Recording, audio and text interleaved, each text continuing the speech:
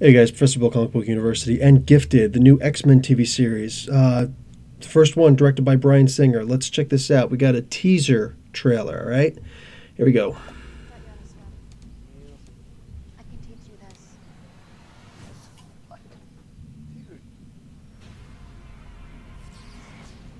This is a burden. It's also a gift.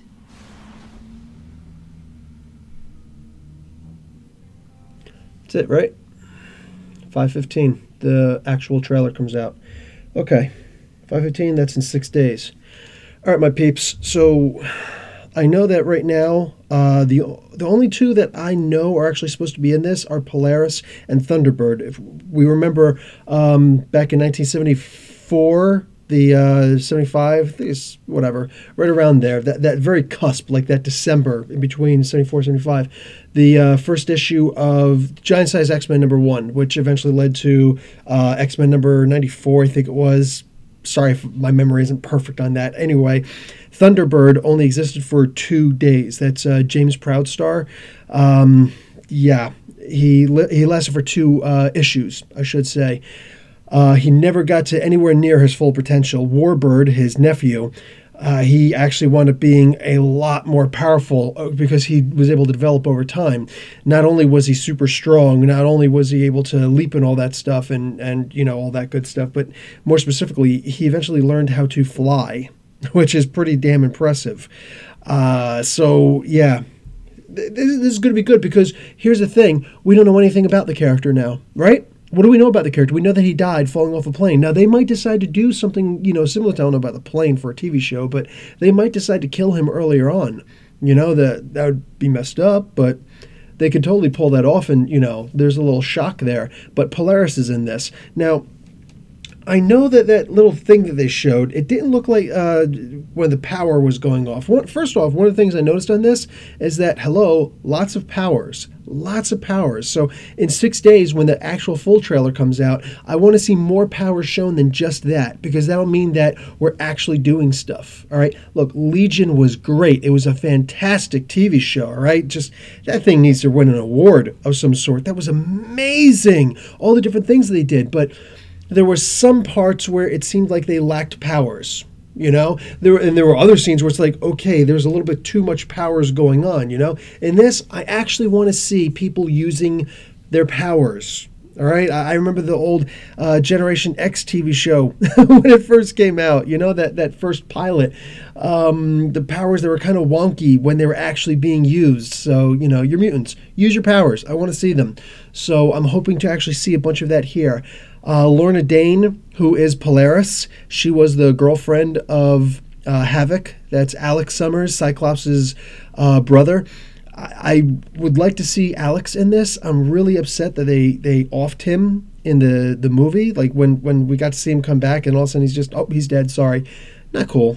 Not cool. I actually want to see a lot of that sibling rivalry. You remember the X-Men 90s TV show when all of a sudden those two faced off and they started kind of circling each other like it was the Wild West, and they drew and shot their powers and didn't do anything to each other, just, you know, the concussive blast, but didn't actually hurt each other. That was great. I would love to see something like that in here. I would love to see the TV shows eventually cross over with the movies.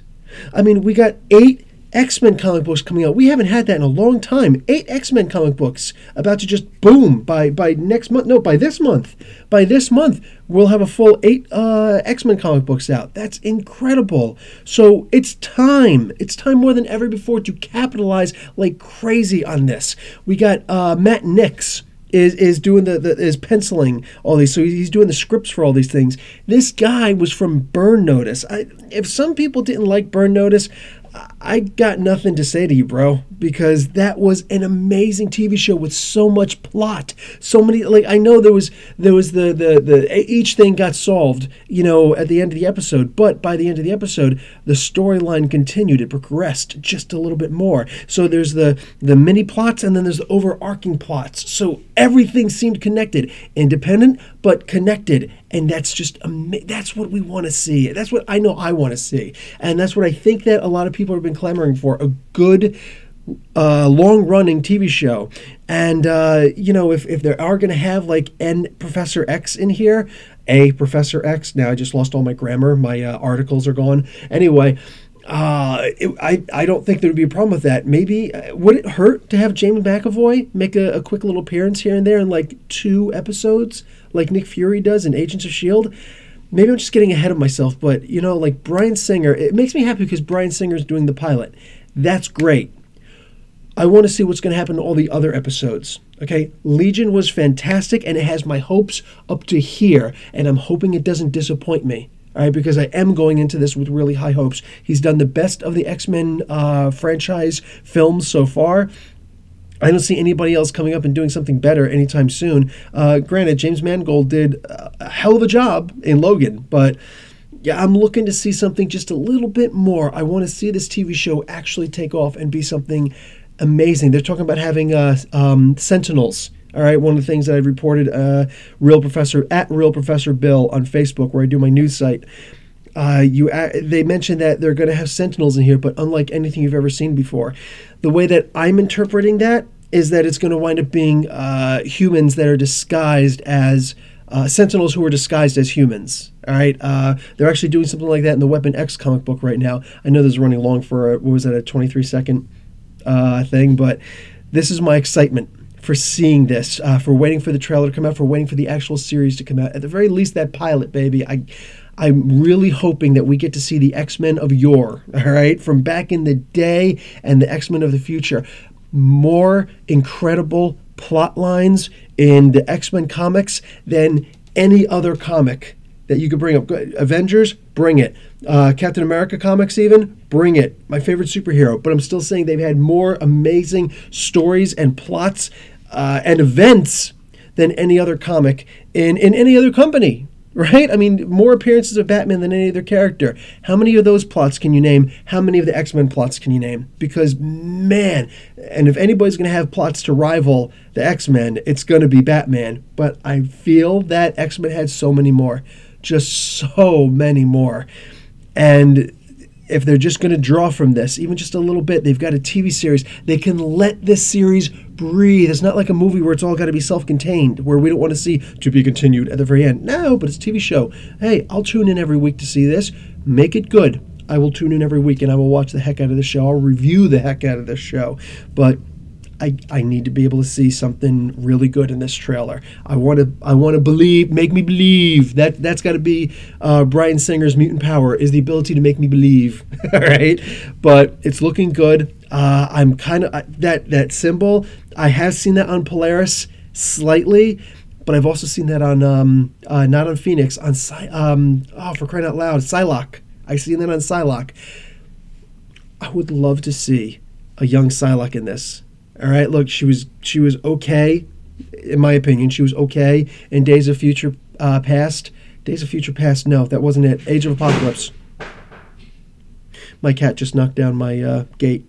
She's a tough little cookie. Anyway, she was okay in Age of Apocalypse. I actually want to see a young Psylocke in here. You're going to need a psychic mutant, right? At some point, you're going to need a psychic mutant. What are they going to do? Have the Cuckoo Sisters instead? I don't think I really want to see Emma Frost. You know what I'm saying?